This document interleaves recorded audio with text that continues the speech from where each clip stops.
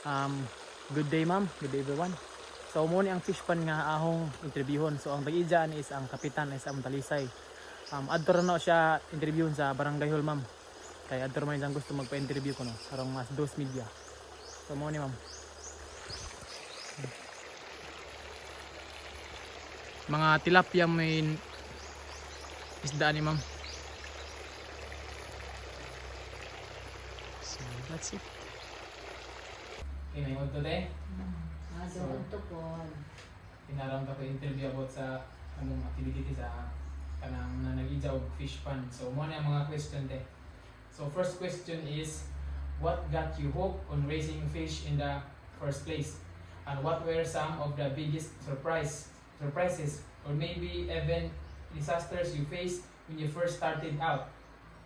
And then ang translate is beside ya. So unsa man gyud ang nakapaninguha nimo sa pagpamuhi og isda sa sinugdanan?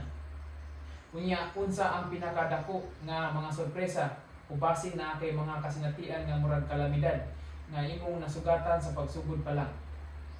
So, unang-una, madong hapon. So, unang-una, nakapaninguha na mo nga mga muhi o isda. Usa ni ka mga pamaagi nga kanang makatabang sa pangabuhian kay isip usa ka mangingisda dili sa kanang panahon nga makakuha ka sa lawod o isda kay depende sa panahon. Mo na nga murag alternatibo ni nga pamaagi para kung dili nimo makuha ang imong gitinguha nga isda dito sa dagat na apoy sa banika nga mao ang paghimo og pispan sa tilapia. Ang pinakadako nga surpresa or kasanitian sa nga nahimong na hinabuan nga kalamidad o sa pagsugod kanang lisod pagyud kay kuan mogasto pa man jud ka wa kay igo nga kuan pundo or kapital, pero sa pagpaningkamot nga makasugod o makahimo, so ang usa ra jud ka sekreto ana ang imong strong determination nga ang imong gitinguha nga alternatibo imong tamtan or maangkon. Ikaduhang question din. So, tell me about your fish setup. What kind of fish are you raising and what's your system like? Do you have any cool gadgets or tricks you use? So, in Bisaya sultihi ko bahin sa imong setup sa isda. Unsa nga klase ang mga isda nga imong gipadako? Ug unsa ang imong sistema? Naa ba kay mga nindot nga gamit o mga paagi nga makapadali sa pagpamuhi? So, ang setup, ang kabahin sa pag-setup sa isda, kabahin sa imong pag-setup sa isda. So, unang-una, sa gi-prepare gyud ang butanganan, safety, nga kanang ang iyahang puy-anan, haom sa iyahang gidaghanon, o kanang supisente siya sa maong puy-anan.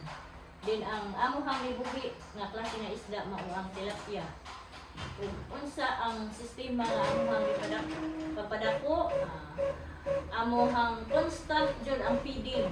Unsang orasa kanang unsang orasa siya pwedeng i-feed, so among gituman ang mga takna sa oras, then ang kilo o pila ka buok isda din amo pong i-compute na og pila jud ang mabahog nga mga feeds para dili ingon nga kanang mahina ang iyahang pagdako kay tuwang siya og feeds, then maliit pud siya og tuwa, then naami sampling kada 15 days para ma-chance jud namo og pila na pud ka kidaghanon ang kanang na ay paghatag og tuwa. Unya ang sa mga nindot nga gamit sa pamaagi sa nga makapadali sa pagpamuhi mo to nga constant jud ang pag-ariglar, din ang supisente nga tubig, then ang paghinlo or ang paghatag nila og oxygen usa pod nga makatabang nga makapadali sa ilahang pagdako. So, ikatulong mga pangutana. keeping those fish healthy must be a balancing act. What are your top tips for keeping the water clean and preventing any nasty illnesses? Bisaya, siguradong lisod ang pagmintinar sa kahinsog sa mga isda. Unsa ang imong top tips aron mapadayon nga limpyo ang tubig ug malikayan ang mga sakit? So amuhang tips or pamaagi nga ma-maintain ang kahinlo o malikayan nga dili masakit ang mga isda. So naami proper drainage. Nga kung makontaminate na sa ilahang mga hugaw ang tubig, doon na may outlet para ang nami floor drainage dyan sa maong pispan para among ipagawas ang mga hugaw. Then ang tubig amo gyud ang ibutangan og kanang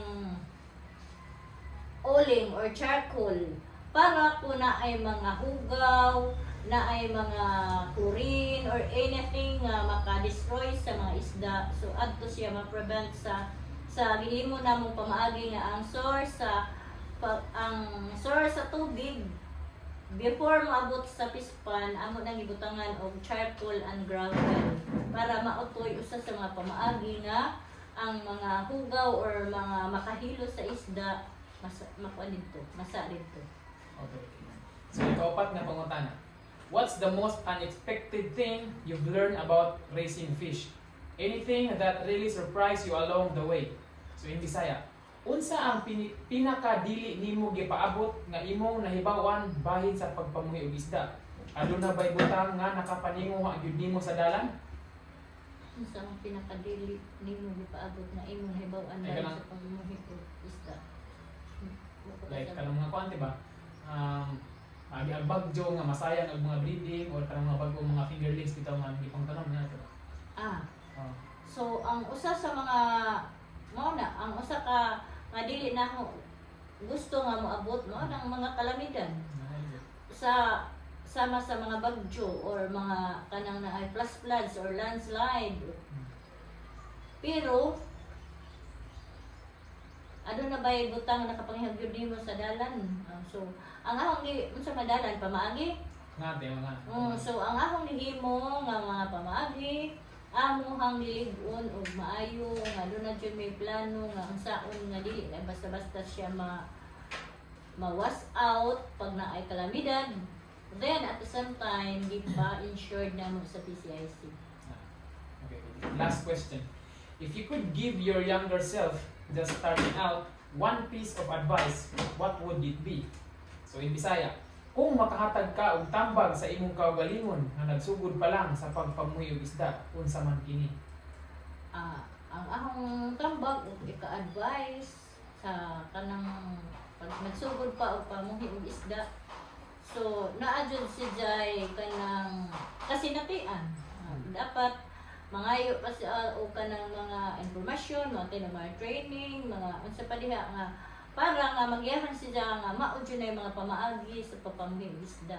Ay lisod pod nga mo handle ka og ingana nga magpispan nga wala kay kaalam-alam. So ma-overfeed ba ka ang isda or dili ba mao ang iyahang edad haom sa iyahang feeds or sa iyahang gidaghanon dili ba haom ang area. So dapat inagsugod nimo plano nga mamuhi dapat na kay knowledge unsaon pagpadagan ug unsaon pag-atiman sa mga isda.